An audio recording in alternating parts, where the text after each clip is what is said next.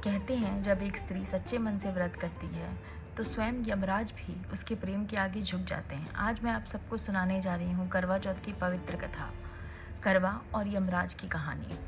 बहुत समय पहले की बात है। एक छोटे से गांव में एक पतिव्रता स्त्री रहती थी। उसका नाम करवा था। वो अपने पति से बहुत प्रेम करती थी और उसकी लंबी आयु के लिए वो धर्म कर्म में लगी रहती थी। एक बार उसका पति नदी में स्नान करने गया।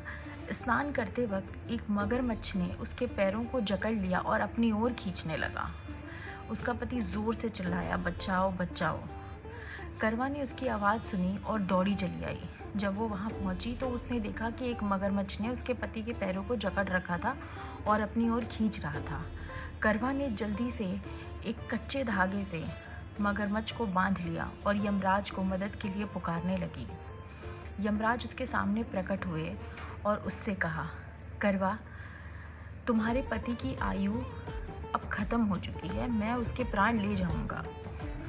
तब करवा ने दृढ़ निश्चय से कहा, यदि आपने मेरे पति के प्राण लिए तो मैं अपने तप से आपको श्राप दे दूंगा। यमराज करवा के प्रेम से और तप से बहुत प्रभावित हुए और उन्होंने कहा, हे सती, मैं तुम्हारे प्रेम और तपस्या से बहुत प्रसन्न हूँ और तुम्हारे पति को दीर्घायु होने का आशीर्वाद देता हूँ। ये कहकर यमराज ने मगरमच्छ को यमलोक भेज दिया और उसके पति को दीर्घायु होने का आशीर्वाद प्रदान किया। तब से करवा चौथ का व्रत मनाया जाने लगा कि पत्नियाँ अपने पति के दीर्घायु, सौभाग्य और सुरक्षा के लिए करवा की तरह तप करें और भगवान से आशीर्वाद प्राप्त करें। अब मैं आपको करवा चौथ की दूसरी पवित्र कथा सुनाती हूँ। बहुत समय पहले की बात है। एक गांव में एक साहूकार रहता था। साहूकार के 7 पुत्र और एक पुत्री थी।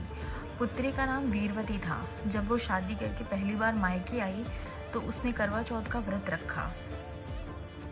दिन भर उसने कुछ भी खाया पिया नहीं, पर शाम तक वह बहुत कमज़ोर हो गई।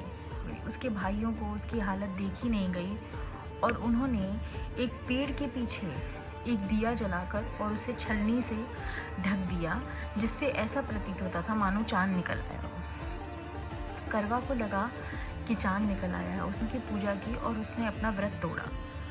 व्रत तोड़ते ही उसे अपने पति की मृत्यु का समाचार मिला। जब ऐसा हुआ तो वो रोती हुई देवी माँ के पास गई। देवी माँ प्रकट हुई और उन्होंने कहा, करवा, तुमने अधूरा व्रत तोड़ा है, इसीलिए ऐसा हुआ है। अगर तुम पूरी श्रद्धा से फिर से व्रत करो तो मैं तुम्हारे पति को जीवन दान प्रदान करूंगी।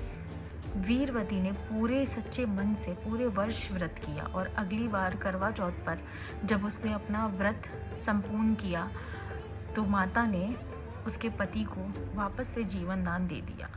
तभी से ये व्रत की परंपरा बनी, जिसमें स्त्रियां अपने पति की लंबी उम्र और सुख समृद्धि के लिए निर्जला उपवास रखती हैं और चांद देखकर उसे पूरा करती हैं। हैप्पी करवा चौथ।